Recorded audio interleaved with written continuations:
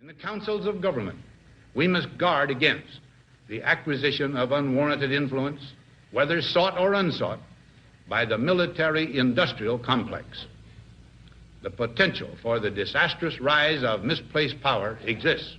They all come out with intelligence, which is truth, but then they always tack on the same endings to it, which throws you off into outer space, which is counterintelligence as far as I view it. That's my opinion, right? And when people want to find truth, you must be very careful what you let into, because you are the guard of your own mind. And they can be very persuasive, and often they come out, too, with what seems to be certain information for the first time. That's what generally grabs people. UFOs crash in China and villagers shocked by a huge ball of fire. This is from the Huffington Post, Lee Spiegel. Now, an alien invasion, could it really happen? The US military is making plans just in case. So it turns out that if aliens ever show up here on Earth, little green men might be the least of our problems. A new study indicates that instead, they'll probably be more like super intelligent dinosaurs, as smart and as cunning as humans. As one scientist put it, we would be better off not meeting them. Sleep tight.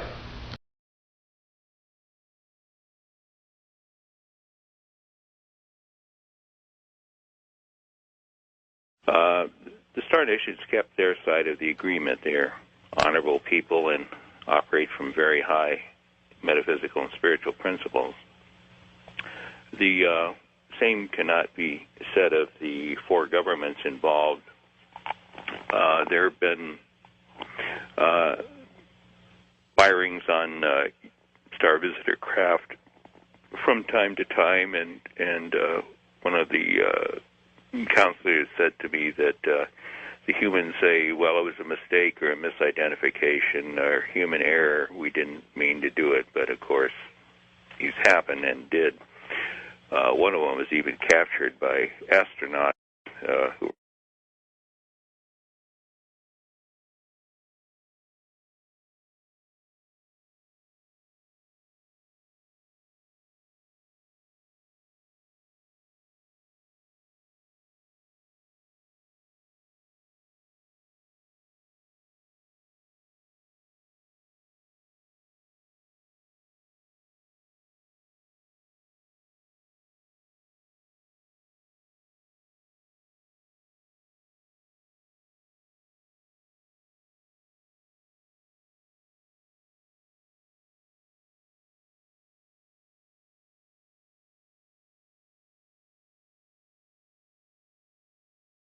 were in orbit in a space shuttle where a neutral particle beam weapon beam comes up from the Earth towards a Star Visitor craft that's hovering at the edge of atmosphere, and it makes a radical right turn at the last moment. Yeah. And I think we've seen that video. Yeah, a lot of people have seen that.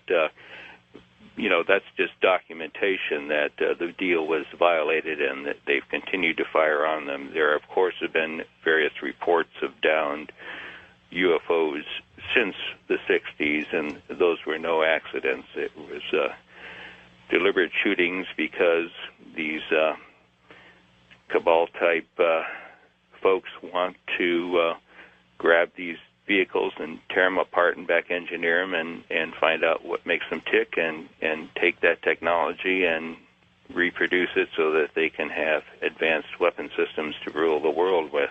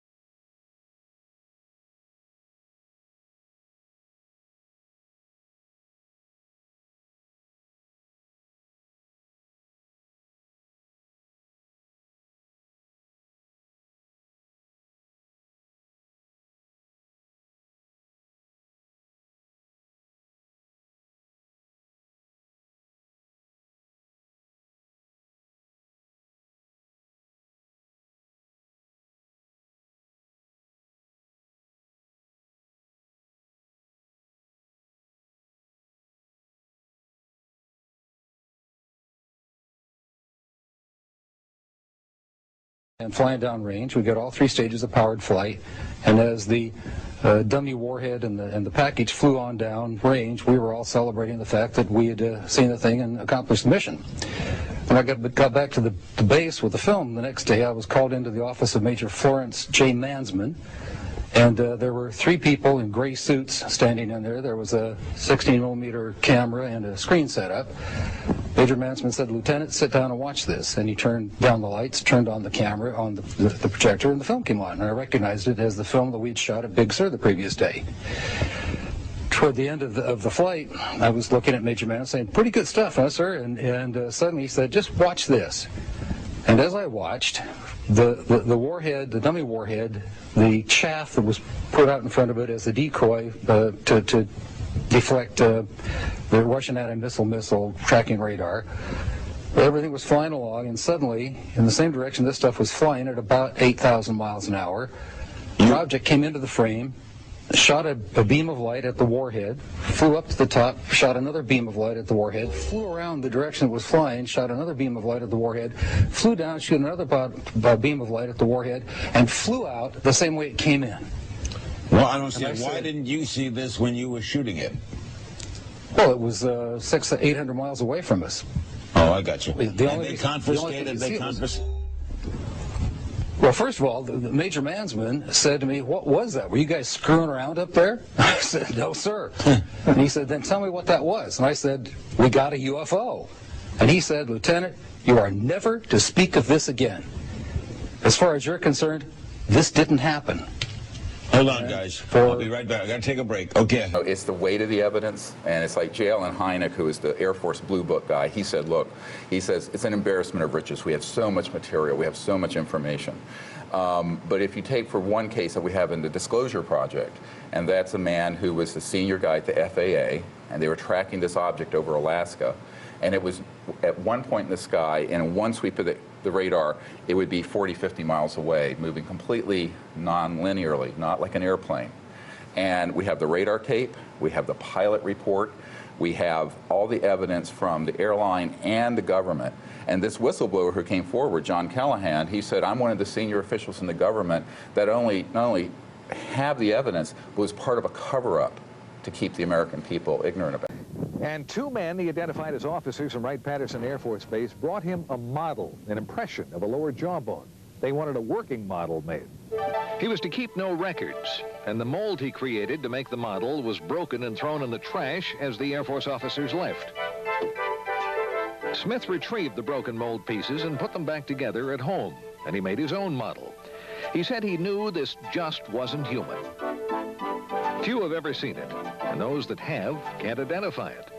An article in Len Stringfield's new book quotes certified dental technician Bruce Phillips as saying it's not like anything he'd come across in his 20 years in the business. The teeth are flat, no cutting surfaces. The shape of the jaw is different from humans, and the arch is much deeper. If it isn't identifiable as animal or human by people who should know, what is it? Could this finally be the first hard evidence the Air Force was indeed doing tests on alien bodies out at Wright-Pat? Jack Smith says the jawbone model was made in 1979. And if you compare the shape of the jaw in the model with the shape of the jaw in this computer drawing of an alien, it's almost a perfect match. Some sources claim the drawing was part of a government UFO briefing in 1978, same time frame, and was based on photos from Wright-Pat. I'm Abby Martin, and this is Breaking the Set. So it's no secret that the U.S. military has over 5,000 nuclear warheads, enough to eliminate most life on Earth. But it may surprise you how much it costs just to maintain these weapons. Well, a new study from the Center for Non-Proliferation Studies just concluded that over the course of the next 30 years, the U.S. will spend nearly $1 trillion to either keep these weapons operational or modernize them. Because you know the Cold War never really ended. And if there's one thing we need to be spending billions of dollars on, it's mass killing machines. So while this country continues to lag behind in education, income equality, and sustainable energy, at least we can keep the people of the world up at night knowing that the Cold War is alive and well, and we got our nukes locked and loaded.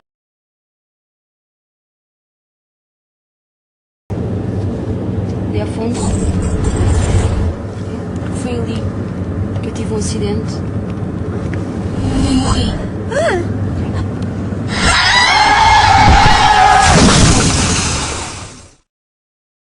Lo siento, no.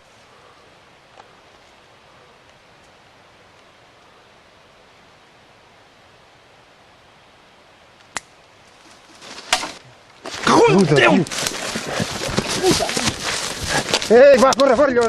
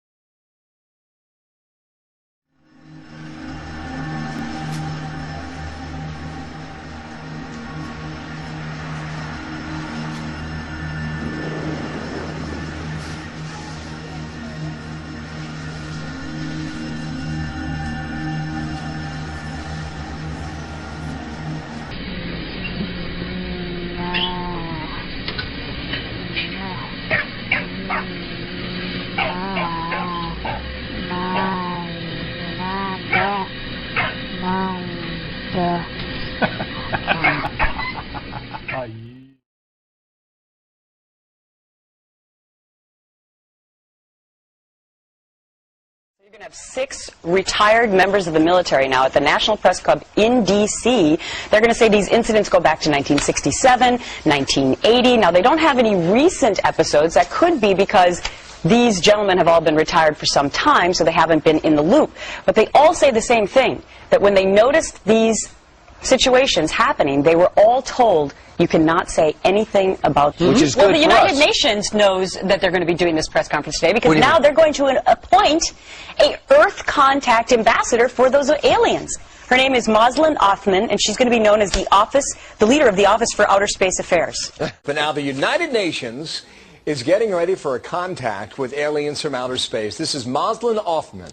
She's out of Malaysia. She will be planet Earth's first interstellar diplomat. NASA's new Kepler spacecraft detecting hundreds of planets that they believe have the potential to support alien life forms. It is studying more than 150,000 stars, and that's just in one small patch of the sky, okay? If the 700-plus candidates are actually planets, it could triple the number of known planets in deep space.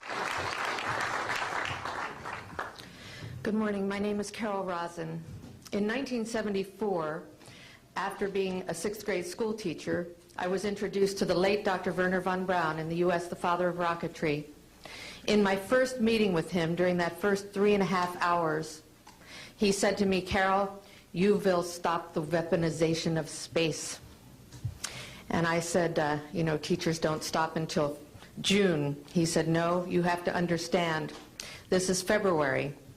And we have to prevent the weaponization of space because there is a lie being told to everyone that the weaponization of space is now first being based upon the evil empire, the Russians. There are many enemies, he said, against whom we're going to build this space-based weapon system, the first of whom was the Russians, which was existing at that time. Then there would be terrorists. Then there would be third world countries. Now we call them rogue nations or nations of concern. Then there would be asteroids. And then he would repeat to me over and over, and the last card, the last card, the last card would be the extraterrestrial threat.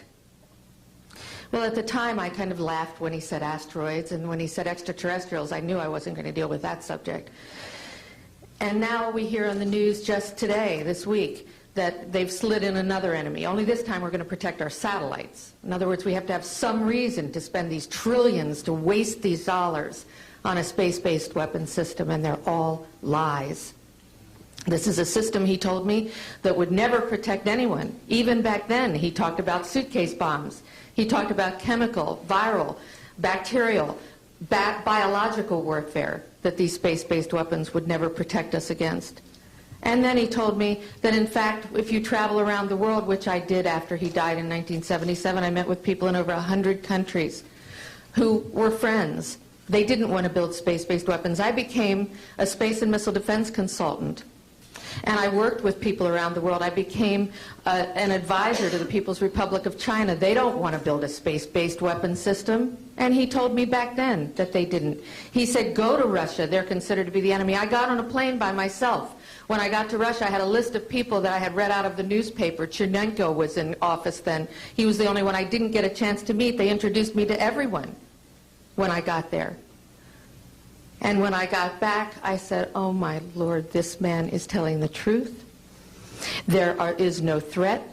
And I've been waiting until this day for 27 years, and I'm expecting the spin to happen, because he also explained to me that as a military strategist, as a person who worked on the MX missile, which I did later, he said, you will find that there is going to be a spin to find some enemy against whom we have to build space-based weapons. And now we should expect the spin, because he said part of the formula for the intelligence community is if they might have a weapon, then we have to consider that they do have these weapons. So now they do have these weapons, so now we have to build these weapon systems. And that's the formula, except that it's all based on a lie. And we have witnesses here today that have shown you that these extraterrestrial beings, that these craft that have come here are now not UFOs, they're identified flying objects. And we know that they have beings in them. And we have witnesses here who have told you that they can shut down our missile silos. They can stop a rocket going into space that's a test. We have witnesses here who have worked in the classified departments, who have the courage to come forward here to support what Wernher von Braun told me back in 1974 to 77. And I will testify before the Congress that when I founded the Institute for Security and Cooperation in Outer Space, which I shut down a few years ago because I didn't believe we had a chance with this huge, integrated around the world, complex weapon system, that we had any chance at all of transforming that war industry into a space industry that could provide benefits, like Dr. Greer has said, of global warming. We can end that situation of that problem. We can end the energy crisis. We can build now non-polluting technologies. Wernher von Braun used to tell me that we could have cars back then that drove around off the ground. He described this to me on beams so that we have no pollution on this planet. And we can solve the problems of the people that are urgent and potential, and the other animals and the other cultures on Earth and in space. And we can end the arms race without dislocating the industry jobs, without disrupting the economy, by transforming, Wernher von Braun told me, the war industry into a global cooperative space industry that will provide, he said, finally, more jobs and profits on this planet than during any hot or cold wartime, more products and services that can be applied directly to solving the problems of this planet. And we can have a whole planet now that lives in peace on Earth, with all the cultures on Earth and with all the extraterrestrial cultures in space. And these are words that Wernher von Braun told me in 1974, and I will testify before the Congress under oath about everything I have said and more. To a UFO expert, Paul Roberts, who runs Hegel Paranormal Intelligence here in Sacramento, says he too has been getting lots of reports. He says UFOs are usually attracted to military, nuclear bases, or gold, which is what makes this UFO sighting abnormal. So why now only tells me one thing. Either there's something here in Sacramento that they're interested in and that we don't know about. Residents of the Astrakhan region witnessed an unusual glow of light in the night sky on Friday. A bright round object with a spiral of light behind it hovered in the sky for nearly 30 minutes. The Astrakhan region emergency services received over 50 calls about the incident. Official data of the nature of the object is not yet available.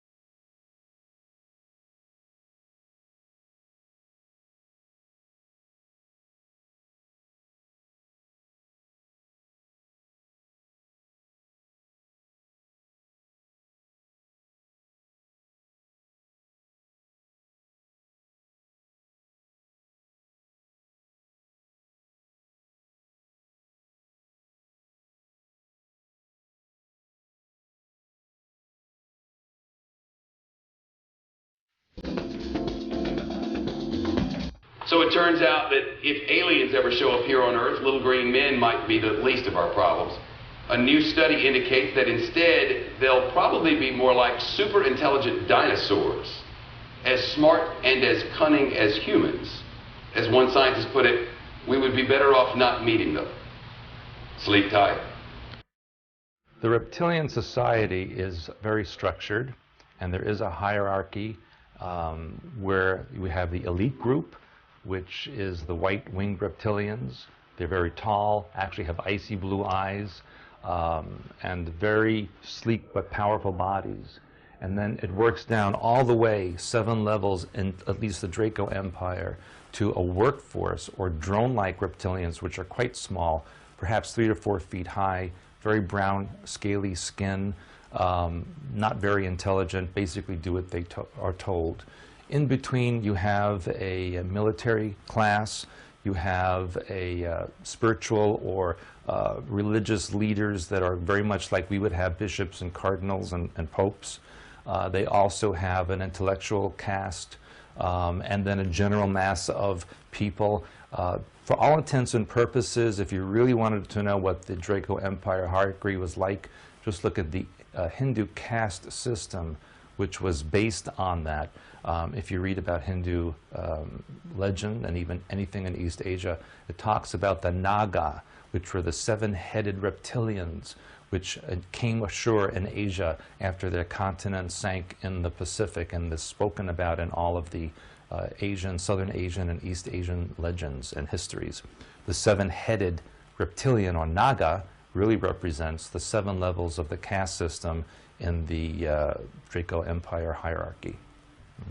The first time I ever had contact with reptilian beings was when I was working as a teenager, believe it or not, in the Montauk Project between 1970 and 1983. They were what I would consider to be of the military or warrior class, very large, powerful, mean-looking, scary-looking. When you're 13, 14 years old and you see an 8 or 9 foot tall creature with fangs and green and yellow eyes coming at you, it's very scary. They were kind of there as observers, along with observers from the U.S. government, the Israelis, the Russians, Germans, and even British. They were there to watch and exchange information on the programming techniques and the technology that the U.S. government had developed from other alien technologies, as well as what they had discovered from Atlanteans. Reptilians are an ancient race. They were actually a hybrid mix many billions of years ago, which came into a foundation of us not really understanding who and what they are. We still don't really understand the total mixing, but we believe that there's a centering of space that brings them through those who come from another outside energy connected to parallel worlds. They didn't come from this world, certainly, and they didn't come from the 15th, which is the opposite end of the spectrum to us. They came from outside, they came from a world before time, and they were mixed with some of our own species. We can't deny them as human beings because they also have light orbs as we do, but they have unfortunately taken a lot of our stolen gold and created a set of hybrid human beings that seem to be very responsible for a lot of the downfall of our worlds and a downfall of quite a lot of the worlds of our friends. They've not only taken over our planet, which we like to know as Ki, as opposed to Earth, because in the higher worlds we know it as Ki. This is a representation of the energy that the Earth brings to us. They have also savagely harmed spaces outside these worlds, and some of our very dear friends today, such as the Arturians, the Ashtari, also the Andromedarians, also those from the Pleiades, plus numerous other cultures that also belong to a species of humanoid. These species have also been very degraded and very, very pulled down by a long-term reptilian rule. We are on the space now of actually emerging into a new world. Reptilians are falling back. Most of their original species, as in those who are still in full reptilian body, no longer exist. We have been working endlessly for many centuries to remove this, and we are hoping that one of their major centres, that seems to be where they all accumulated in the 16th and 1700s, being a landmass of mountains known as the Alps, particularly in a space that we know today as Switzerland, seems to have gravitated in a huge number of this species. I can't say that all Swiss are reptilian. I can only say that quite a lot of their orbital structures show reptilian space. These reptilian spaces are not really what we need to have in our environment. We cannot point a finger at someone and say we don't like you, but I think we know that there are a certain kind of human that is not very loving, not very honest, not very kind, not very generous, and will probably do anything in his power of ego to take over anyone else, particularly those of the more gentler species. I think on this present day, where we are in our year 2014, from the Gregorian calendar, it's very difficult indeed to say who are we, what are we, and where have we come from. I think the only point is to say that when these reptilians of full reptilian format actually leave the planet this time, they will not come back in orbital structures. They are not going to be harmed in this life. They won't even know if they are reptilian or not reptilian. But when they take themselves to the higher worlds, as in when they close their eyes finally and die, as in they leave the life source of the body behind, because as you know, no one ever dies. We only return to our orbital structures, and we then move forward to the higher worlds and the higher world play.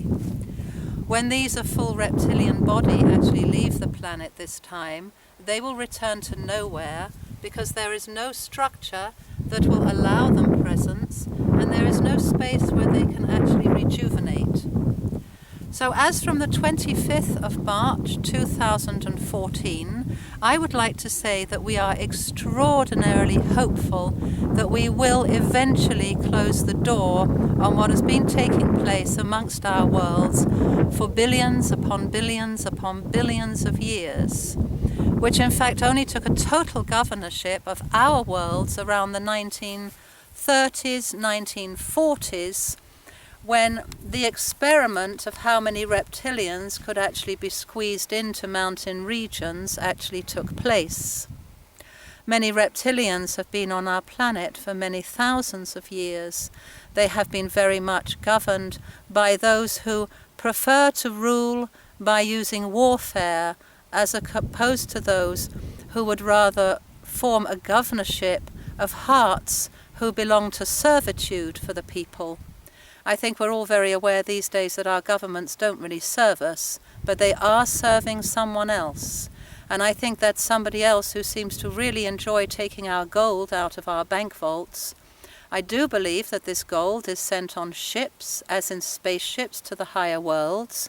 And I do believe that this gold is then handed over to reptilian species who actually then recreate light orbs to be quite a devastating space that are then brought down into our communities as human beings.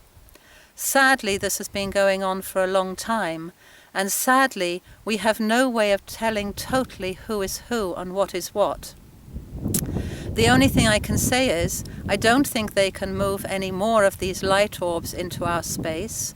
I don't believe when they leave our space they can rejuvenate anywhere, and I do believe that we have some exceptionally amazing brothers of other species, as in our dear Arturian brothers, who do have quite a few spaceships on the dark side of the moon. I also believe that there is a ship that the American government has talked about as being a comet. I don't think it's a comet, I think it's an Arturian warship, and I think they are surveying us and hoping us the best of luck with our removal of reptilians. They have also undergone a shocking experience with their own islands, islands being their own planets.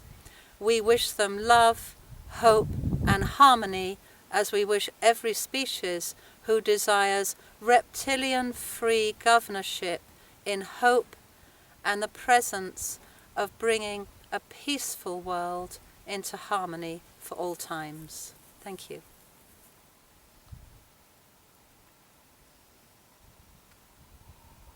¿Cómo quiere que el mundo recuerde a Hugo Chávez? Dos palabras, dos que son un hombre,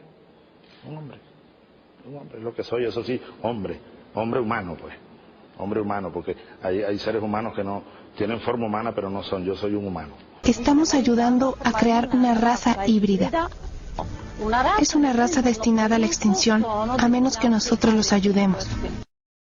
Como prueba de que lo que está viviendo es auténtico, tiene videos y fotografías de las naves que la abducen. Los videos son impresionantes. Son nocturnos tomados con su celular, donde se aprecia un disco volador desplazándose en un plano diagonal, con fuerte luz interior y que no se asemeja a nada parecido de la Tierra. Por otro lado, las fotografías son muy claras, bien definidas, con puntos de referencia o acercamientos donde se aprecia que se trata de discos voladores. Para finalizar, pudo fotografiar a uno de estos raptores. Tiene exámenes radiológicos donde presenta pruebas de implantes que tiene en el cerebro. Se determinó que era un objeto sin poderse calificar. No tengo ninguna cicatriz donde se aprecie por dónde entró el objeto. La mandaron a hacerse exámenes y el doctor encontró un ritmo cardíaco parecido a un bebé, pero no se veía el bebé. A Giovanna le fue practicado un aborto en su casa al tener complicaciones con el feto, y lo que encontró el médico fue algo espantoso, un híbrido entre humano y otra raza. Se grabó todo el proceso, las imágenes son fuertes.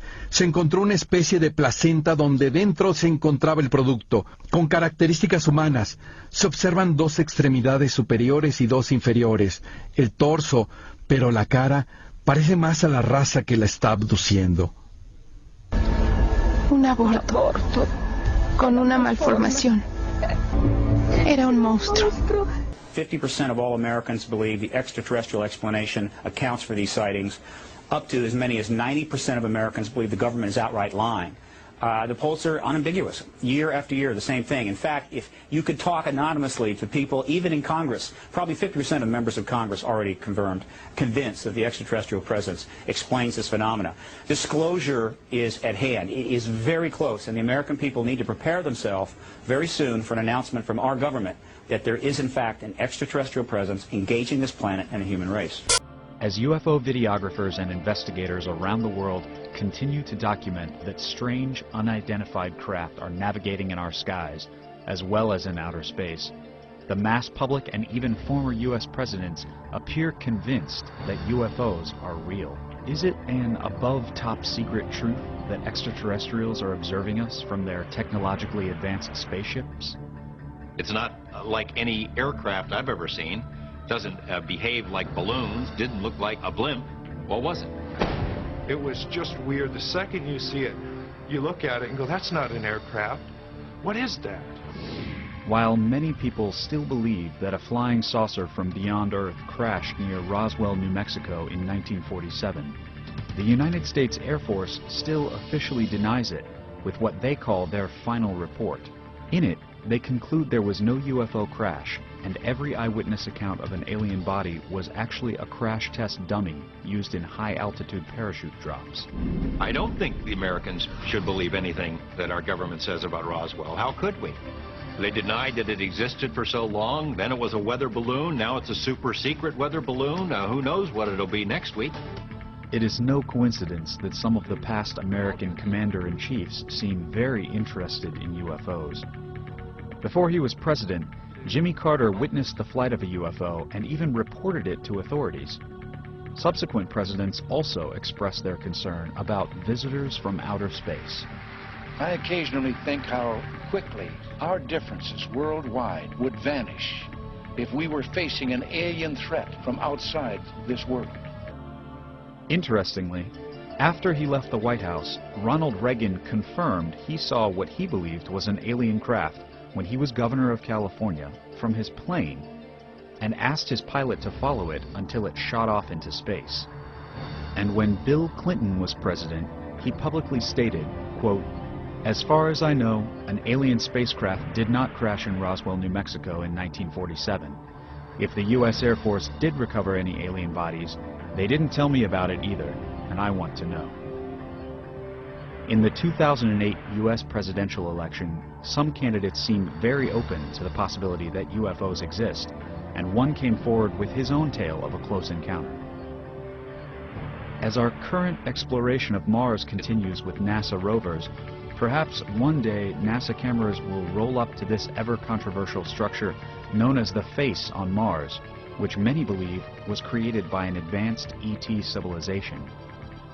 Maybe when the mystery of this monument and nearby pyramid structures is solved, we will be closer to proving that alien life does in fact exist, even on planets so close to ours. But those who've chronicled the UFO evidence most to date think the ultimate proof will come from everyday people pointing cameras to the sky. We, the people, are going to prove that this is truth. Not the scientists, not the authorities, not the military. We, hundreds or thousands of people with our cameras in our hands, are going to be able to produce the evidence that is going to be seen around the world and is going to prove that this is real.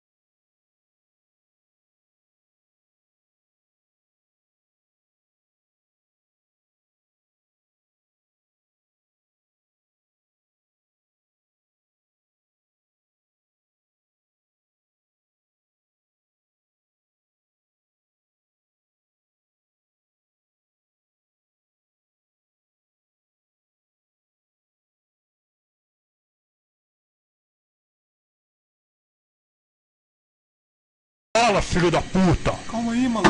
Porra, vai chocar o bicho, cara.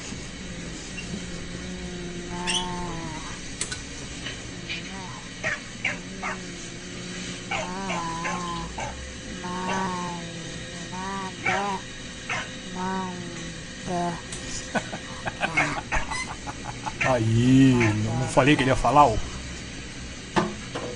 Main types: alien type 1, the greys. Of this type there are several subtypes. All tend to appear grayish in color and for this reason are referred to as greys. Gray type: this is the type most commonly referred to as the greys, also known as Zeta Reticuli from the Zeta Reticulon star system, the Bernard star neighboring the Orion area. They function in a mode that is apparently military in nature with a rigidly defined social structure that holds science and conquering worlds to be the prime movers. They are normally about 4.5 feet tall with large heads and black, wraparound eyes. They have limited facial features, slit mouth and no nose to speak of. There seem to be two main social classes. One is the more hawkish and is more abrupt, crude and blunt. The more dove-like ones are more refined and capable of a more business-like behavior towards humans, and prefer to use more diplomatic behavior to gain control over humans. This type of gray is what I believe is being referred to as the orange class of grays. They seem to be emotionless by human standards and therefore are seen as cruel in their treatment of human beings. They are able to take human lives without any regard for that individual. They apparently can use certain substances of the human body for their sustenance and therefore appear to be carnivorous in regards to humans. I also read that they extract fluid from some part of the human brain during intense emotional response fear and are able to use it like a recreational drug. It is my understanding that these Greys are actually servants to a master race of reptilian-type aliens and are trying to prepare the Earth for their arrival by gaining control over the Earth through many means. They tend to enjoy the feeling of freedom they have on Earth, away from their masters, and would desire the help of humans in confrontations with the reptilians. Which appears to be a consideration for the near future mid-90s. These Greys have their best known bases in New Mexico and Nevada, but are also known to have bases in many countries of the world. Grey type B tall Greys from Orion. Usually about 7 to 8 feet tall. Reports often exaggerate their height as being 9 to 12 feet with facial features somewhat similar to Grey type A with the exception of the large nose found on type B Greys. These Greys also have technologies that allow them to perform certain actions that appear miraculous. These Greys are less viscous towards humans than type A Greys but are still considered hostile. They tend to influence more through political controls and negotiated agreements with those in power. Their main bases seem to be in the Aleutian Islands. These are the type seen not long ago in eastern Russia. Grey type C. These are the shortest of the Greys and tend to be about 3.5 feet tall. Their facial features are very similar to the Zeta Reticuli Greys and are of the same root race. They are just as hostile to humans as the Zetas. They are from a star system near the shoulder of Orion called Bellatrix. Alien type to the reptilians, a genetics akin to rectals. These are highly advanced entities but viewed as being of a negative, hostile or dangerous disposition since they regard humans as a totally inferior race. They would perceive us much the way we would perceive a herd of cattle. They are carnivorous in regard to humans. There is supposedly a driven planetoid or asteroid inhabited by 30 million of these lizard folk that is to enter our solar system in the mid-90s if the present schedule is kept. They consider Earth to be their own ancient outpost and would expect to have complete control of the entire planet upon their return. Their own planet is becoming unable to adequately support life and they need somewhere else to live. These are the aliens who are served by the type of Greys. Alien type 3 human type aliens. Human type. These are of a genetic base similar to humans of Earth. They appear of normal height 5-6 feet and tend to be fair-skinned with blonde hair. These entities have been abducted by the Greys or are the offspring of abductees and have been trained by the Greys as servants. These entities are totally subservient to the Greys. Human type D. These are aliens of similar genetics to Earth humans and also, it seems, of the humans that serve the Greys. During some abduction projects, twins either identical or fraternal are induced in a female subject. During the first trimester, one of the fetuses is removed. It is then grown to maturity by Group A. Abductees will meet their twins during some abductions. Very limited contact has been made by these humans. Group C. Genetically modified Earth-born humans. These humans are comprised of two classes and should not be confused with Group D Greys. Class W workers. This class is the smallest in physical stature. They are described as approximately 3.5 feet in height, large head and eyes, pale white in complexion. These workers were created by Group A through genetic modification of Earth human fetuses. Their function is to perform menial tasks requiring limited reasoning abilities. In mental capacity, they are equivalent to a 5-year-old child. Class T technicians. These humans are basically the same as Class W. They are slightly larger, at approximately 4.5 feet in height. Their complexion is tan or yellowish. Their reasoning and deductive abilities are higher. This allows them to perform more complex operations. They are often seen operating ship controls and in transport activities. Both classes W and T are telepathically camouflaged to appear as Greys to abductees. This is done to conceal the true nature of Group C. It is felt that perception of Group A maintaining a human slave population would hinder future contact efforts. This point will undoubtedly be a source of much heated debate in the near future. Group D Greys. Of the 6 groups discussed in this paper, the Greys appear to represent the only non-human contingent. The following data should be considered tentative at best. Height is approximately 5.5 feet. The head is large, eyes large, black and very slanted. Skin color is dark gray and non-porous. All data so far indicates that they may be a cetacean-based life form. On Earth, this comprises the species of whales and dolphins. Descriptions of gray skin color and texture closely match that of dolphins. The stare and stun effects approximate that performed by dolphins on potential enemies, such as sharks and barracuda. Human and dolphin fetuses are nearly identical, up to a certain development stage. Group E human/gray. So here's some Swiss money. Here you got the DNA helix on it. The old 10 francs shows the Nibiru system. There's some good videos about it on the internet, on YouTube. But I wanted to show you this here. Here's the octagon pillars, as I just showed you on the video. There they are, 8 pieces. That has a meaning. This is octagon.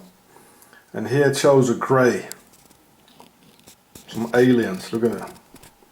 The Swiss reptilians. I mean, these are no humans, look at it. These are Swiss reptilians, the Nazis, who financed Adolf Hitler, gave Red Cross passes to the worst mass murderers you can imagine. There, it's a grey. It even is grey. Okay, this is, and they are standing in the octagon. Look at it. So this is Switzerland, the home of the Nazis and the center of hatred against humanity. Oh, okay. I don't believe you.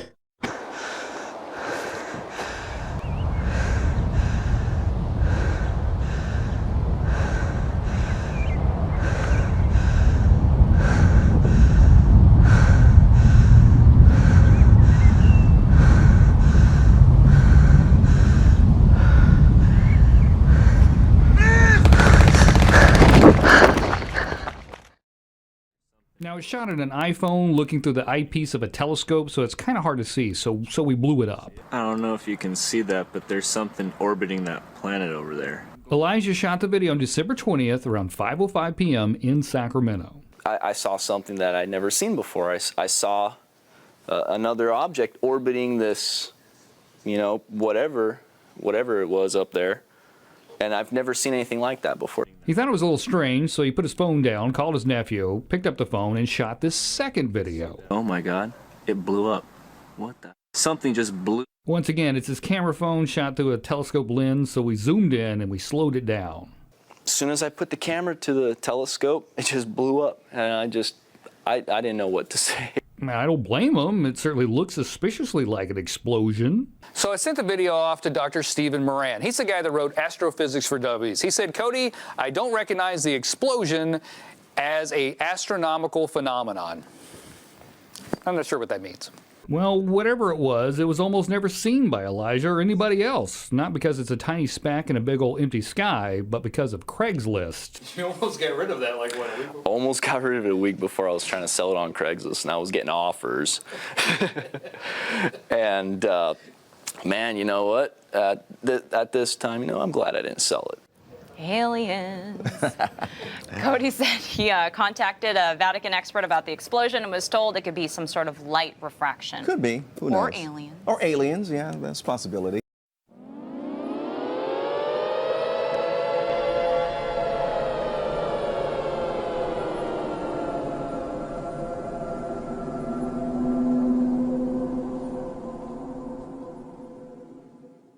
Okay, we've never seen pictures like this before from NASA. Amazing video of what looks like tornadoes on the sun.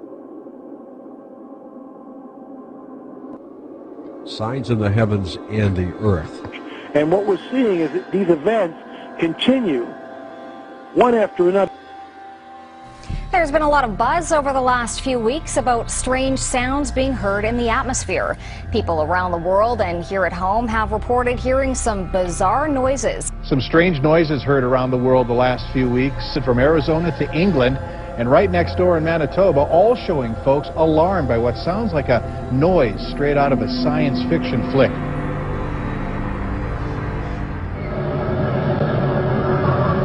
Watching a scary movie. The background noise gives you the feeling that something terrible is about to happen. Strange, mild sound. Seems like it's coming from the sky, anyway. I've heard that Jesus is coming back. I've heard that it's 2012, the world is ending.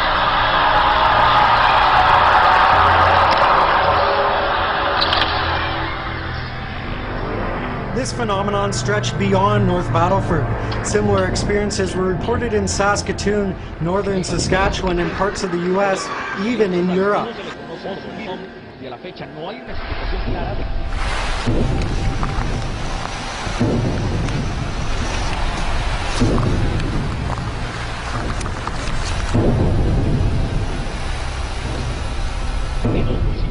Sonidos muy similares a estos.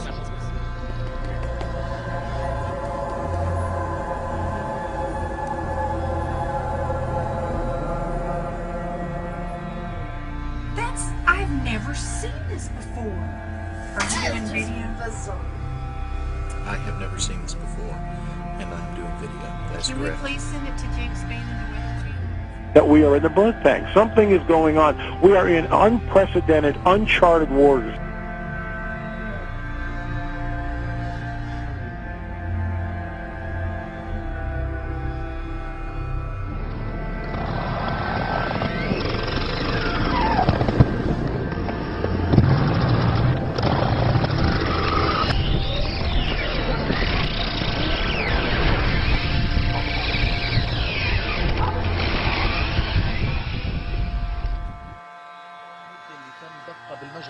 ومصدرها وتحديد نوعيتها وبيبين صادر لاحقا عن الوزير المصدر مجرور مقفل ويرجح أن يكون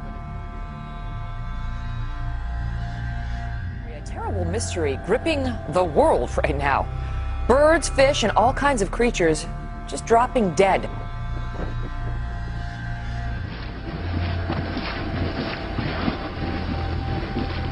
For the second year on New Year's Eve, birds are falling from the sky in Beebe. A mystery in Beebe, Arkansas. Birds falling dead from the sky on New Year's Eve for the second year in a row. Wildlife officials say... No one knows how these dolphins died, but hundreds have been found on beaches in Chiclayo, Peru.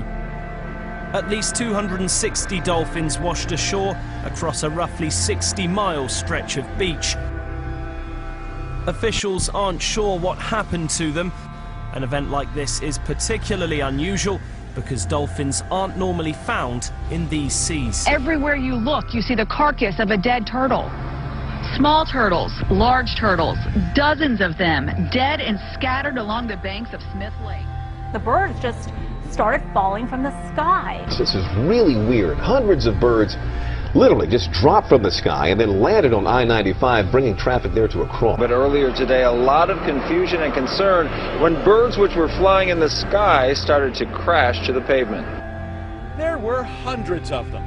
Never ever in my life have I seen anything like this. Crazy, totally crazy. Never seen. I travel this all the time. But I haven't heard of anything locally like that, ever. Birds, fish, and all kinds of creatures just dropping dead. Couldn't figure out what the heck happened. Never seen anything like it.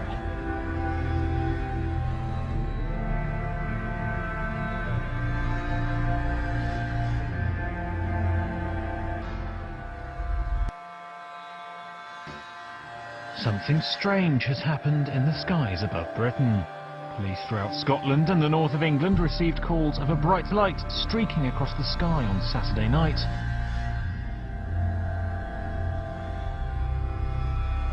These images over Harrogate, but there have been sightings across the country from Scotland, Wales, the north, right down to the East Midlands. It was what observers are calling one of the best meteors ever seen in the UK. The object was seen as far south as Devon and may have landed in the English Channel. Dozens of viewers have said they've seen a massive bright light in the sky in the last few hours, with most claiming it was a meteor.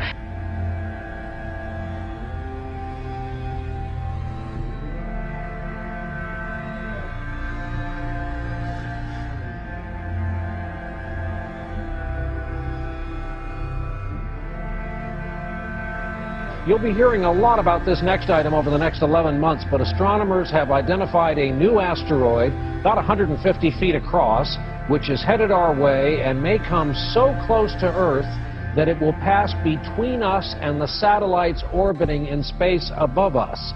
There's some debate in the scientific community about whether a direct hit is even possible.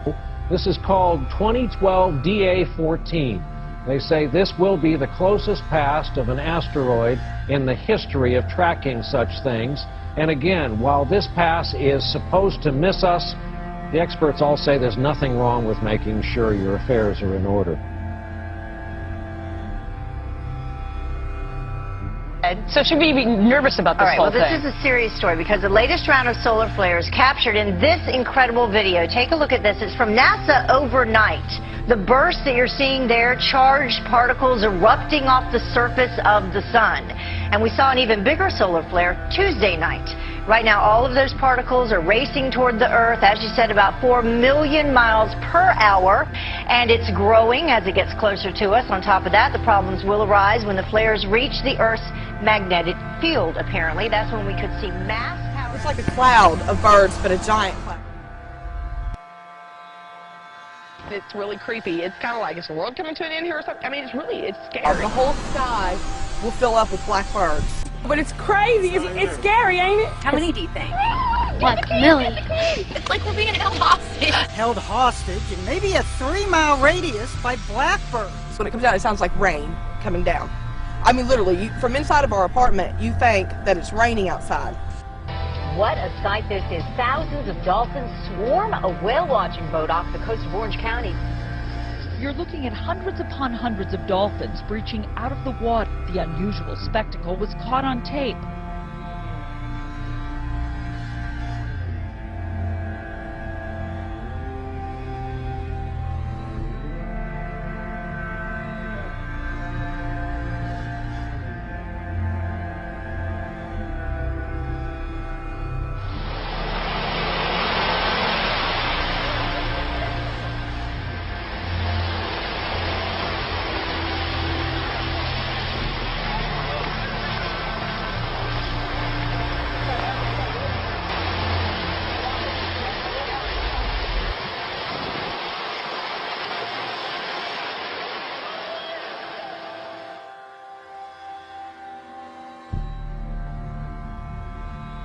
We're trying to figure out what caused that flash in the sky in the Northwest Valley. It happened this morning, right here.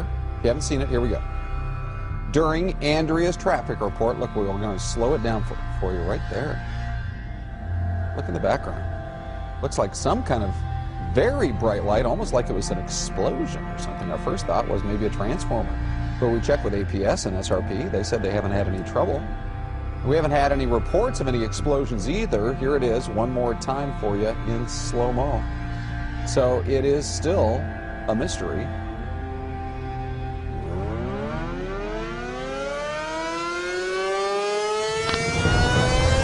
Here it comes.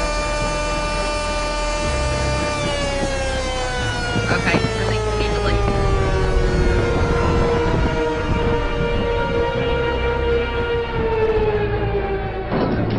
Take it away from us, Lord. Take it, Lord. Take it, Lord. Take it away from us, Jesus. Holy Ashiri, Asundari, Ashan. Father God, all powers in your Son's name. Take this stuff away from our home.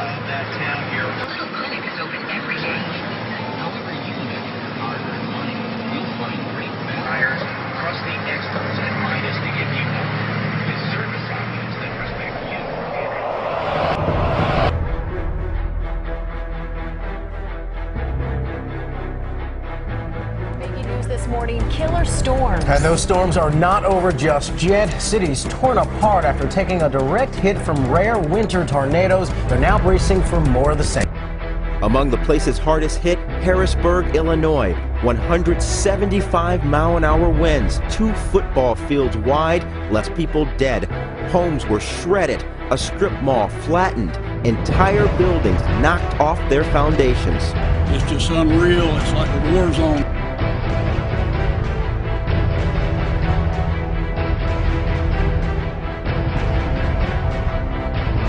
A somber Saturday morning as hundreds of thousands wake up to sheer devastation. This entire town's all gone, flattened in a flash. This massive storm spawned more tornadoes in one day than we usually see in an entire month. Here's what we know right now. At least 29 people dead. This is the second round of killer tornadoes just this week. 95 tornadoes ripped through yesterday. If those are all confirmed reports, this would be the greatest tornado day, one-day event in March for all history.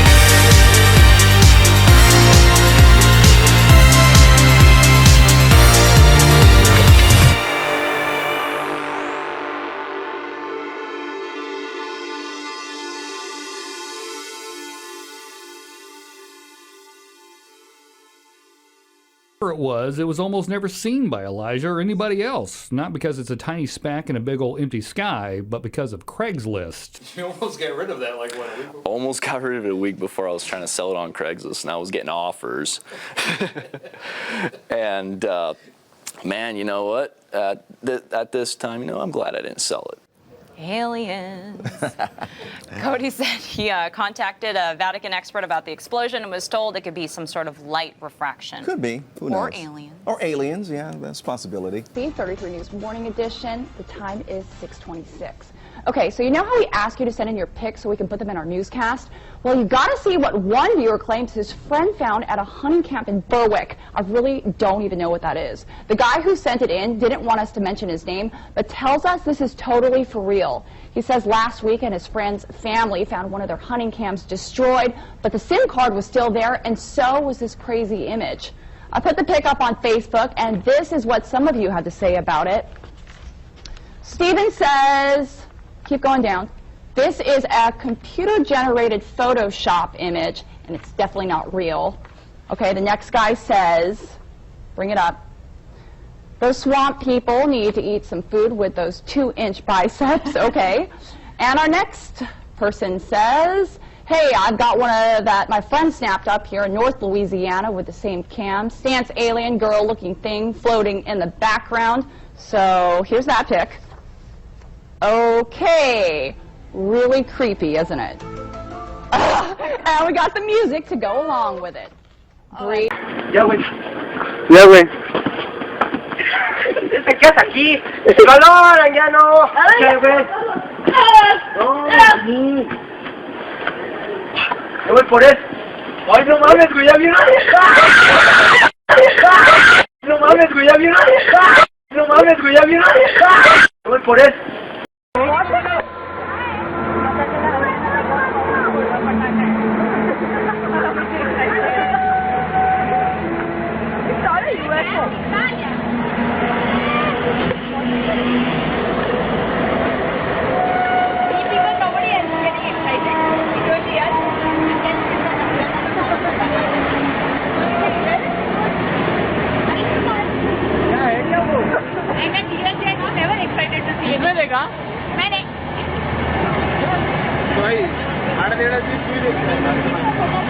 वो जगह से आगे नहीं आ रहा है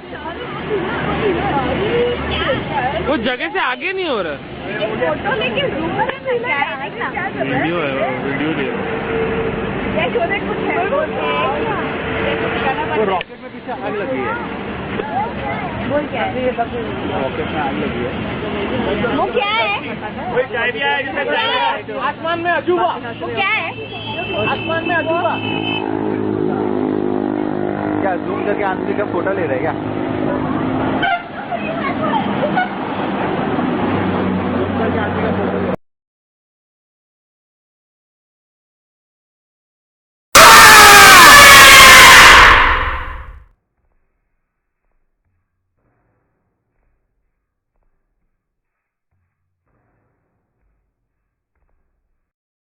Ever wonder what might lie out there deep in space? Do you want to believe we're not alone, that somewhere in the universe intelligent life may actually exist? Our next guest says there is life out there. It does exist. Dr. Charles Hall says he spent 2 years working with extraterrestrial beings during his time with the American military.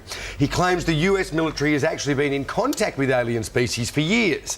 And Dr. Charles Hall is here to explain, along with his wife Marie, live from what Bugs Bunny used to call Albuquerque, New Mexico. Now, thank you both for your time. Terrific to have you with us. Firstly, Charles, can you tell us your story of how you managed to come into contact with these beings as you worked with the military?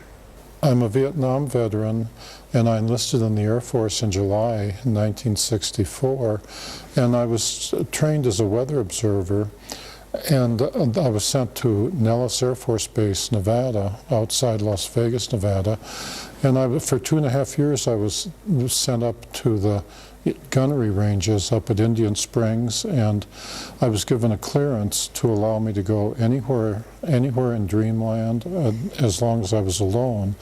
I discovered that up there at the north end of Indian Springs Valley, which you can see on the map in the state of Nevada here in America, that there was a base which the U.S. Air Force maintained for a group of extraterrestrials who were tall and white. And I, as the duty weather observer, was allowed to go up there, or they were allowed to come down to where I was.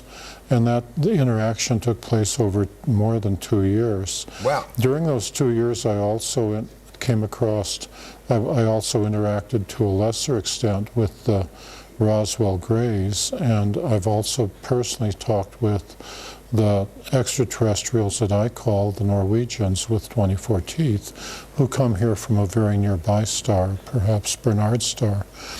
And my experiences, my presentations, my books are unique because I'm the only person that I know of that was allowed to interact with the extraterrestrials, the tall whites, for more than 2 years. So 3 different species of aliens you're talking about there, Charles? Yeah, can you describe what they look like, that is what they correct. were like? Well, I'll start with the tall whites. They're thinner than we are, and they're very frail. Throughout most of their life, they are the same height as I am, 5'11", but they live 10 times longer than humans. They live 600 or 800 years. Wow. But they don't age the way we do. When they get to be equivalent to a human of about 40 years, that means when they're about 400 years, they start growing again instead of aging as humans. Right. And then they go, and this continues, and so that by the time they get to be 600 or 800 years old, they're very tall, 8.5, 9, or 10 feet tall. But this is not necessarily good because their skeleton grows more than their internal organs.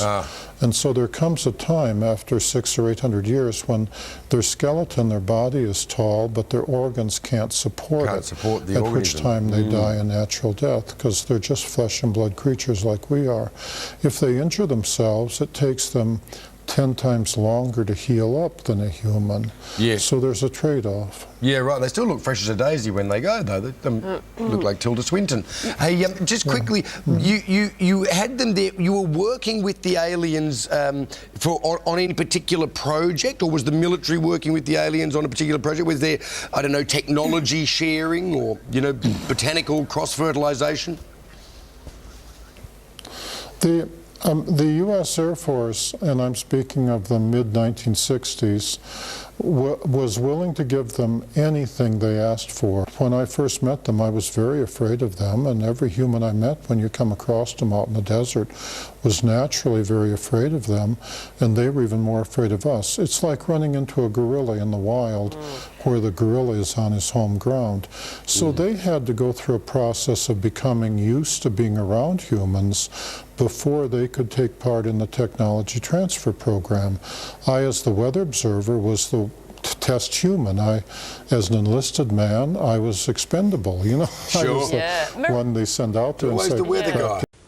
What the big picture is here, which we haven't actually talked about between us, is extraterrestrial involvement. You've got to be very careful about that. Just put the question bluntly, most people, all the alternative media and a lot of people now, I mean, just look, go back to the 50s, right?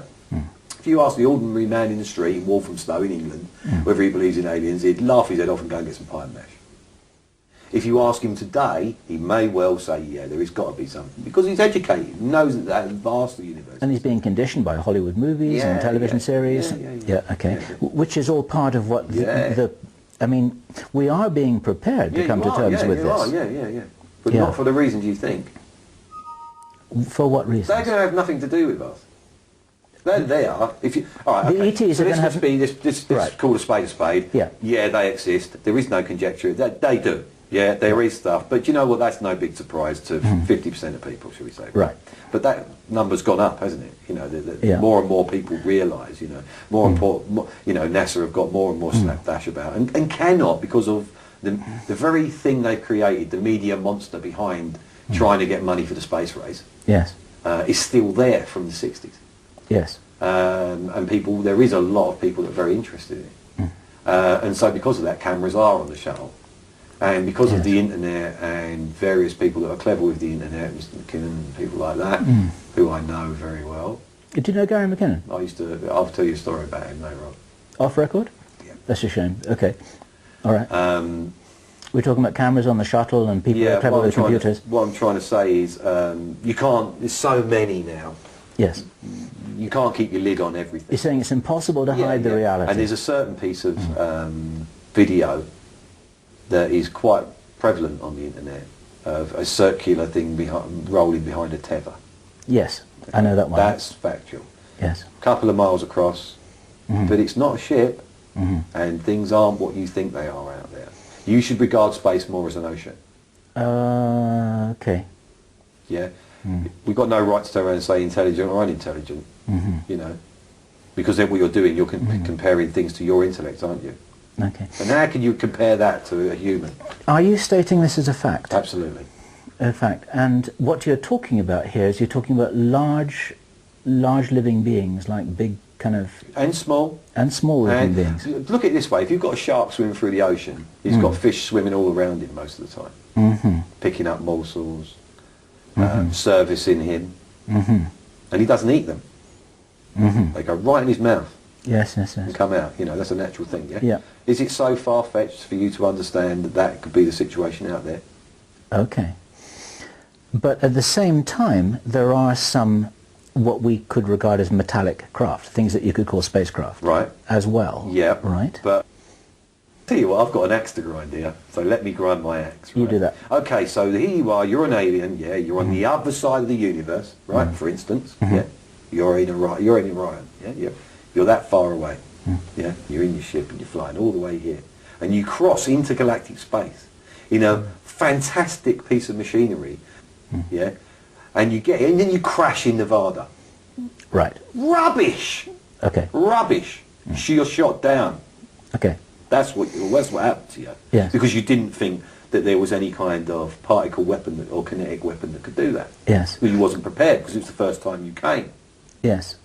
It was got something to do with radar, wasn't it? They discovered that radar would actually do this. Yeah. Am I right? Well, it was quite an aggressive...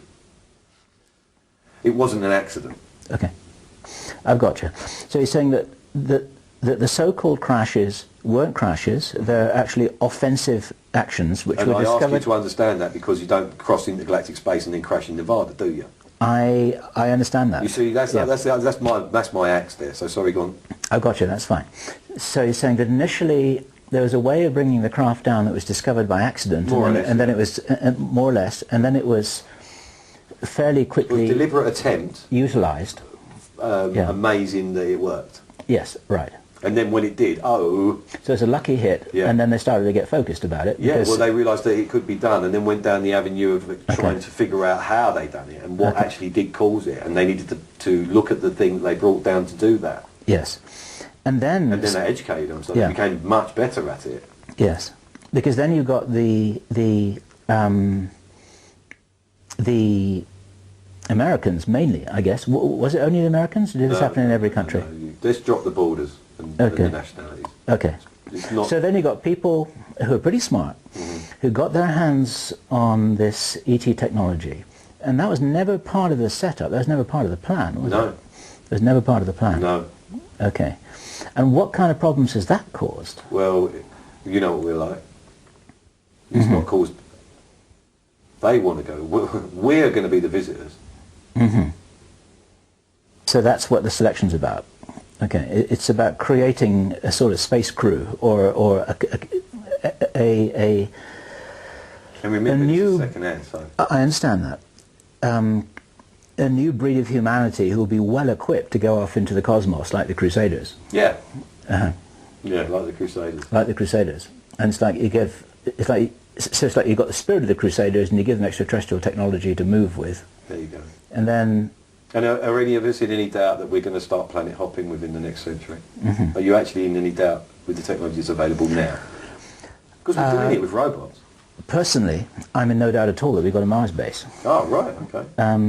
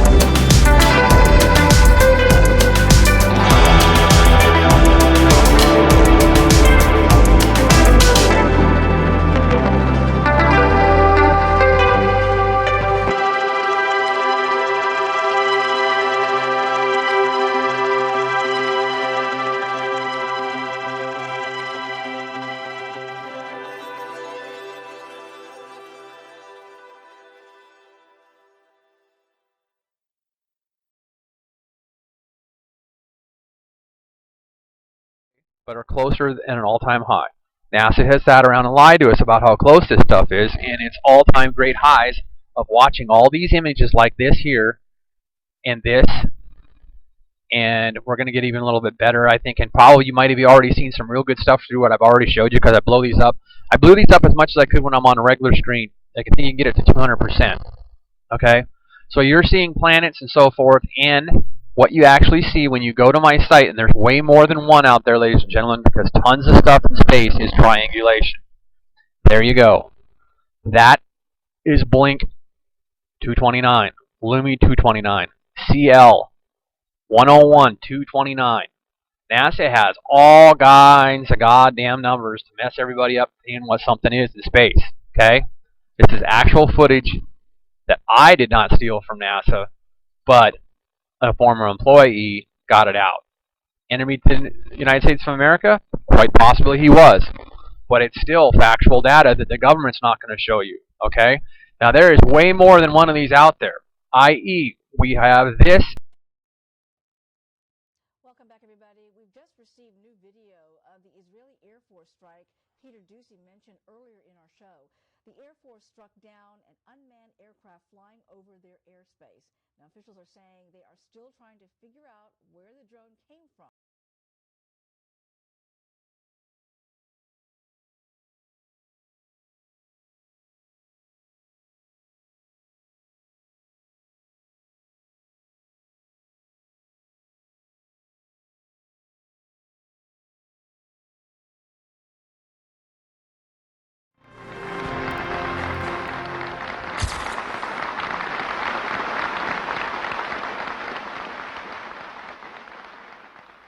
A part of that plan, of course, is to induce the gradual surrender of American sovereignty, piece by piece and step by step, to various international organizations, of which the United Nations is the outstanding but far from the only example. Now, here are the aims for the United States. 1, greatly expanded government spending for every conceivable means of getting rid of ever larger sums of American money as wastefully as possible. 2, higher and then much higher taxes. 3, an increasingly unbalanced budget despite the higher taxes. 4, wild inflation of our currency. 5, government controls of prices, wages, and materials, supposedly to combat inflation. 6, greatly increased socialistic controls over every operation of our economy and every activity of our daily lives. This is to be accompanied, naturally and automatically, by a correspondingly huge increase in the size of our bureaucracy and in both the cost and reach of our domestic government. 7, far more centralization of power in Washington and the practical elimination of our state lines. There is a many-faceted drive at work to have our state lines eventually mean no more within the nation than our county lines do now within the states. 8, the steady advance of federal aid to and control over our educational system, leading to complete federalization of our public education. 9, a constant hammering into the American consciousness of the horror of modern warfare, the beauties and the absolute necessity of peace, peace always on communist terms, of course. And 10, the consequent willingness of the American people to allow the steps of appeasement by our government which amount to a piecemeal surrender of the rest of the free world and of the United States itself.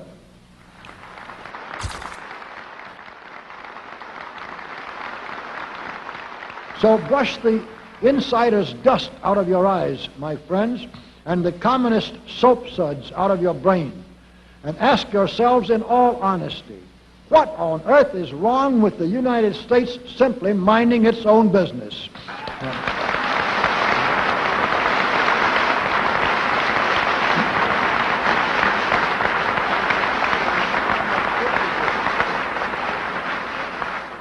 Or with having its foreign policy function primarily for the safety and benefit of the American people.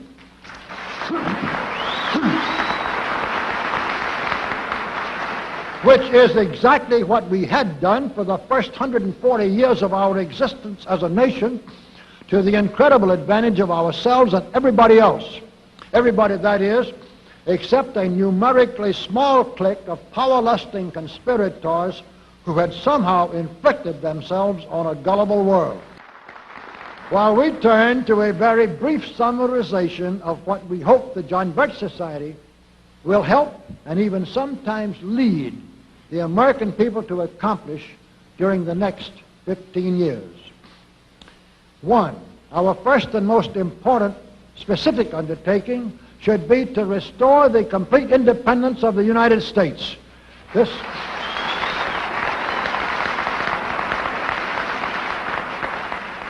This includes our resolution to get us out of the United Nations and get the United Nations out of the United States.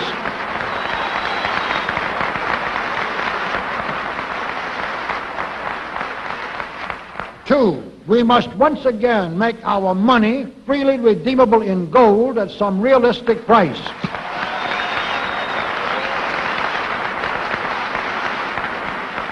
And we must take all practicable legislative steps to prevent a recurrence of the enormous thievery and other subversive crimes that have been perpetrated on the American people through a contrived inflation by every president from Franklin Roosevelt through Richard Nixon.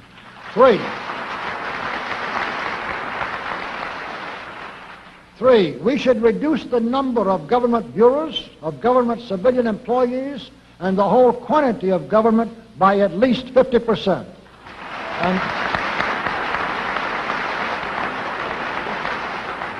And we should achieve at least this much reduction in proper fashion through gradually convincing a majority of the American people of the wisdom of such a course. Four, we should withdraw all American troops from every spot on earth that is not American soil, except when and where such troops may be required as decided by Congress to protect American lives and property from criminal vandalism.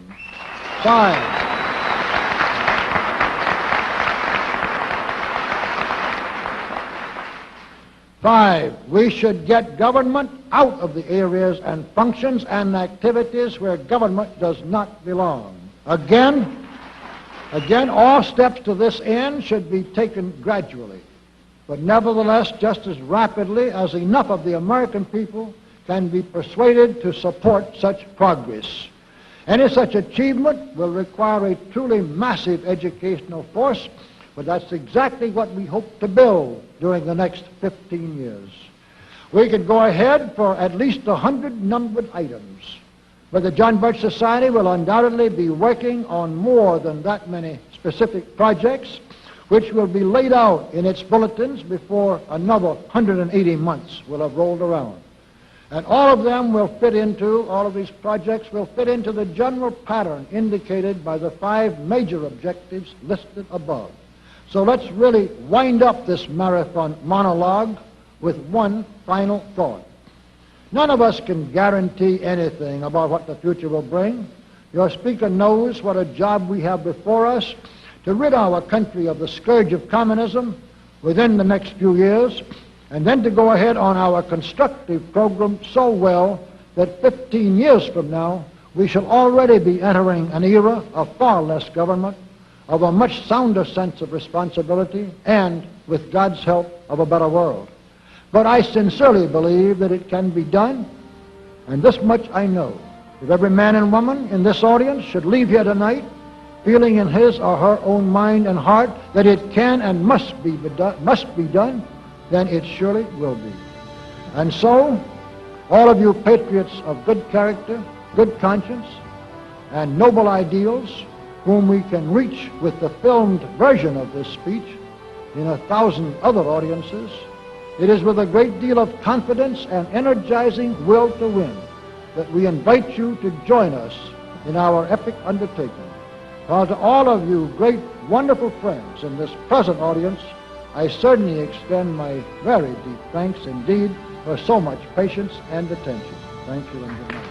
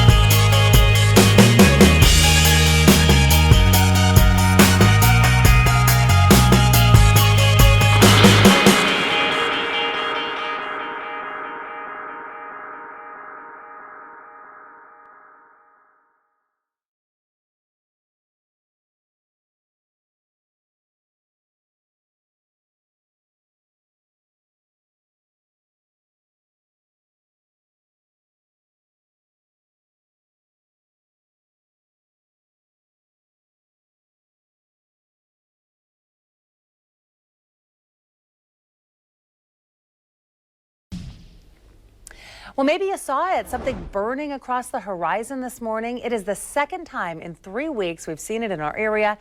This time, people took pictures. KPTV's Amy Troy has a look at some Fox 12 viewer photos. Amy, what was it? Well, Shauna, the jury is still out. Scientists are still looking over all the reports, all the photographs. Luckily, with our clear skies, there are lots of photos. People saw it, they snapped pictures of it, they sent these in to our newsroom. Some described it like a line in the sky grew into a fireball. Now, a pilot described it as contrails left behind a jet. We talked with an astronomer at OMSI. He says there are great pictures, but no reports of a sonic boom, and that's key. He says when a fireball, a piece of an asteroid, enters our atmosphere, we hear it, and there are no reports of this so far.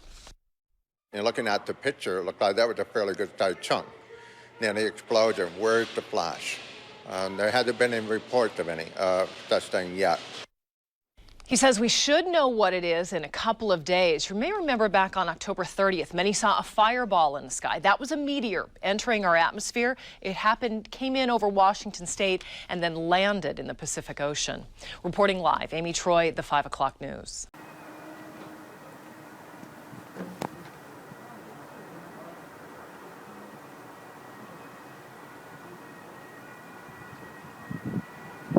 The fireball flew Friday night. The East Coast does not mean the end of Western civilization as we know it.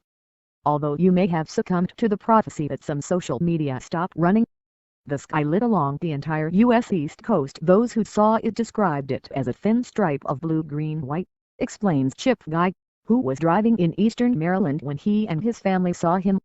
It did not last more than 8 or 9 seconds, and then disappeared, said a spokesman. Guy, Sussex County, Delaware.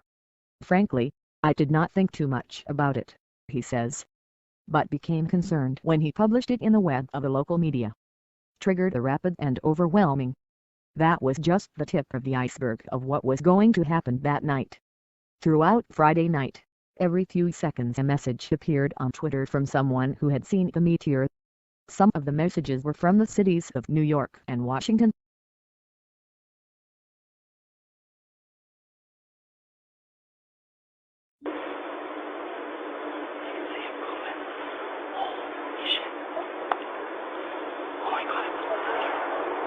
That wasn't thunder.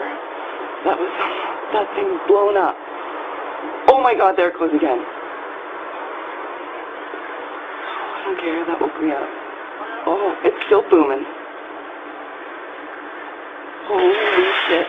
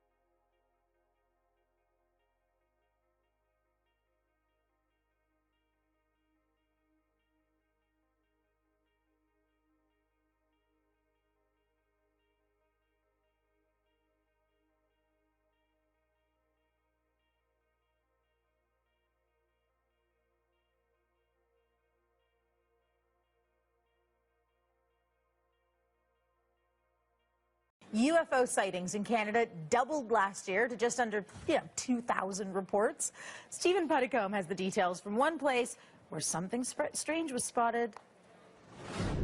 The 2012 UFO survey done out of Winnipeg, Manitoba has a surprising result. There was more sightings than ever before in the history of the survey. There were 1,981 UFO sightings reported in the country last year, about 5 a day. That's more than twice the number of reports in 2011 when there was 986. Now, the number of cases in 2012 completely eclipses all previous records for the highest reports in 1 year, which was 1,004 in 2008. Turns out that it was just a matter of that all the sources seem to reply that they had an increase in the number of UFO reports. So it's something across the board. People in Canada were actually looking up into the sky more often than in the previous year. Ontario had more than 40% of sightings, but that's mainly because their population is so large. In 2012, about 7.5% of all UFO reports were judged to be unexplained. The percentage dropped from 11% the year before. Typical UFO sighting lasted about 15 minutes, and there were all kinds of shapes, sizes, and lights seen in the air, many of which could be explained. But again, 7.5% couldn't be. Now, an alien invasion, could it really happen? The US military is making plans just in case. What are the official plans for contact with extraterrestrials? Will they come in peace or war?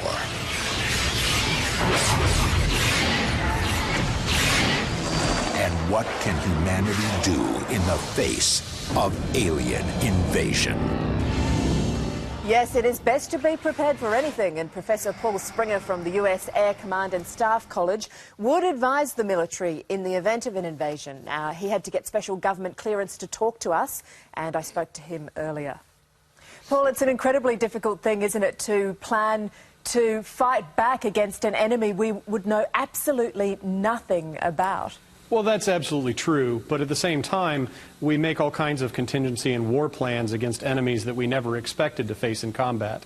And so the idea that maybe the enemy will have something technological or doctrinal that we've never foreseen is something that we try to plan for any way that we can. Well, obviously, if we did get invaded, these aliens would be much more technologically advanced than we are because we didn't even know they were there. How would you go about fighting an enemy that was just so infinitely superior in technology? Well, the first thing you'd want to try to do is preserve your forces as best you could.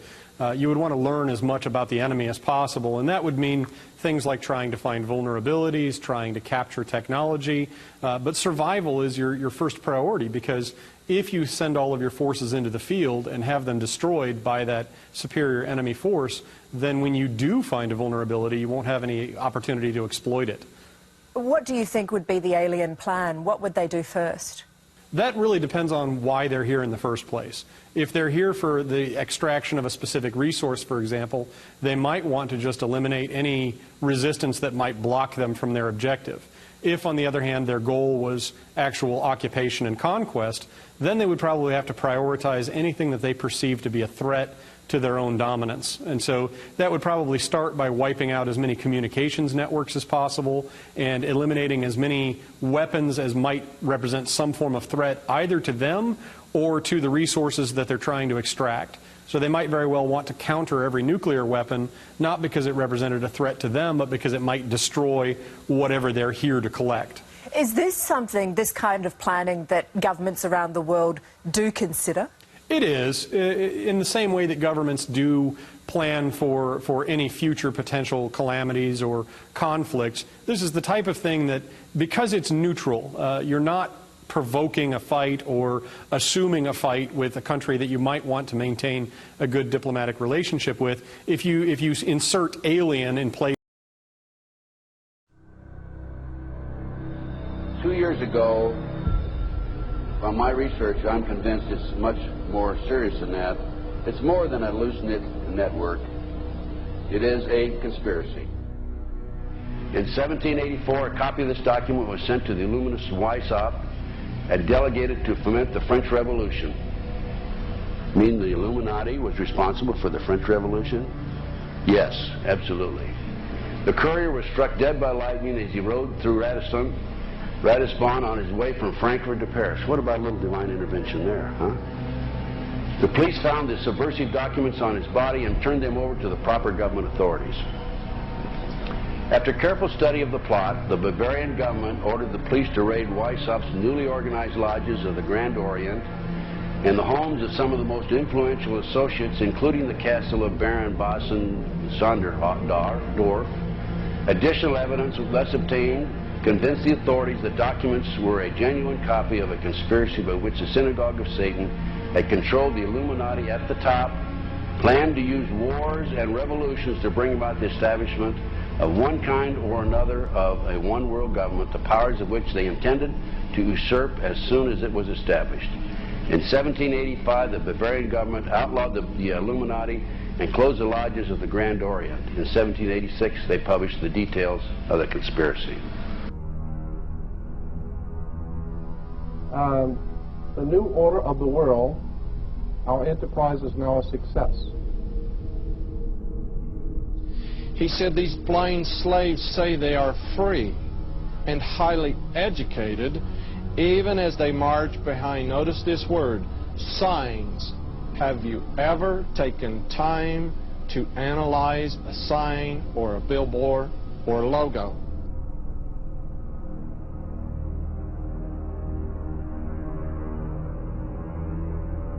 We'll start up here. In 1784, an act of God placed the Bavarian government in possession of evidence which proved the existence of the continuing Luciferian conspiracy. This explains the previous 9 pages, goes into it in detail. We don't have time to do it completely.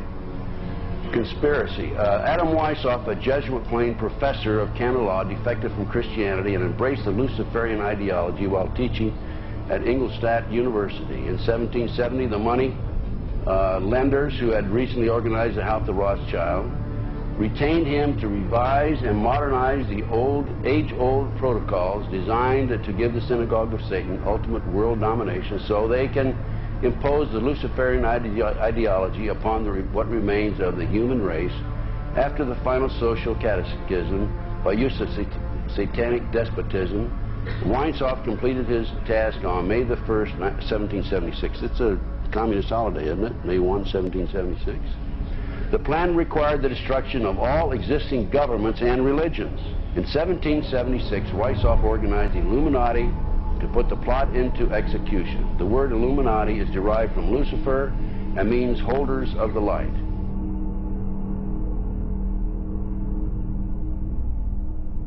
Weishaupt's revised plan required his Illuminati to do the following things to help them accomplish their purpose. 1, use monetary and sex bribery to obtain control of people already occupying positions in high places in the various levels of all governments and other fields of human endeavor. Once an influential person had fallen for the lies, deceits, and temptations of the Illuminati, they were to be held in bondage by application of political and other forms of blackmail and threats of financial ruin, public exposure, and physical harm, and even death to themselves and their loved ones. Number 12, told those present that they must use their wealth to have candidates chosen to public office who would be obedient to their demands and would be used as pawns in the game by the men behind the scenes. The advisors will have been bred, reared, and trained from childhood to rule the affairs of the world. Number 13, control the press. Number 16, infiltrate into the secret Freemasonry to be used for their purposes. That's been documented many times. Number 17, expound the value of systematic deception, use high-sounding slogans and phrases, and advocate lavish promises to the masses, even though they cannot be kept. I will not forget the wound to our country and those who inflicted it. I will not yield. I will not rest. I will not relent in waging this struggle for freedom and security for the American people. So I don't know where he is. Nor do, I just don't spend that much time on him. We will not tire. We will not falter. And we will not fail.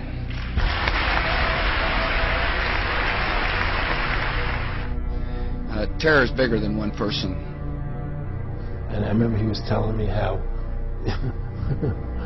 you're going to see soldiers looking in caves for people in Afghanistan and Pakistan and all these places, and there's going to be this war on terror, of which there's no real enemy. Who knows if he's hiding in some cave or not? We hadn't heard from him in a long time. Operation Northwoods, the plan called for innocent people to be shot on American streets. This is the Pentagon. For boats carrying refugees fleeing Cuba to be sunk on the high seas. For a wave of violent terrorism to be launched in Washington, D.C., Miami, and elsewhere. People would be framed for bombings they did not commit. Planes would be hijacked using phony evidence, all of which would be blamed on Castro to justify an invasion of Cuba 40 years ago. An aircraft at Elgin Air Force Base would be painted and numbered as an exact duplicate for a civil registered aircraft belonging to a CIA proprietary organization in the Miami area. At a designate time, the duplicate would be substituted for the actual civil aircraft and would be loaded with selected passengers, all boarded under carefully prepared aliases. The actual registered aircraft would be converted into a drone, remote controlled plane, their word for it. Takeoff times of the drone aircraft and the actual aircraft would be scheduled to allow a rendezvous south of Florida. I mean, he's been tested unlike any other president. This 9/11.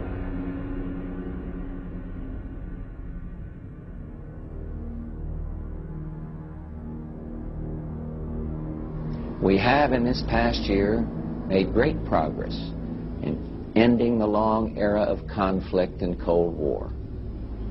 We have before us the opportunity to forge for ourselves and for future generations a new world order, a world where the rule of law, not the law of the jungle, governs the conduct of nations. When we are successful, and we will be.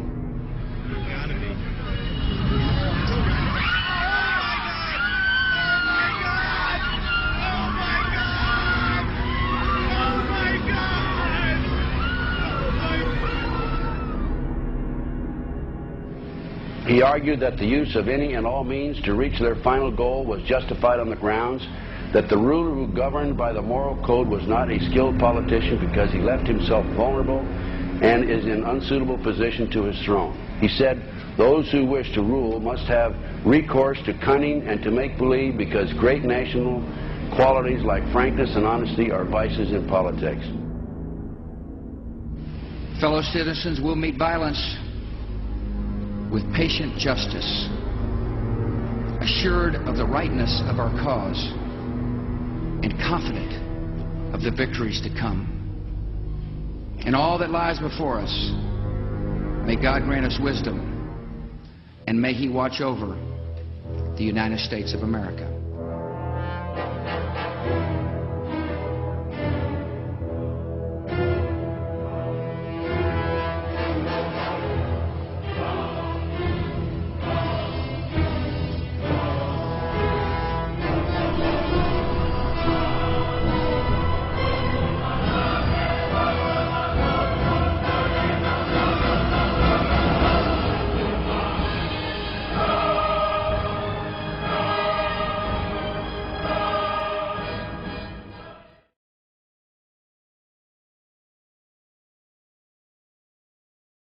Snorkelers brought to shore on Catalina Island the odd-looking fish believed to be what the ancient mariners described as sea serpents. And no wonder. I get it now. KTLA's Dave Meekum is live in Long Beach with more on the unusual find.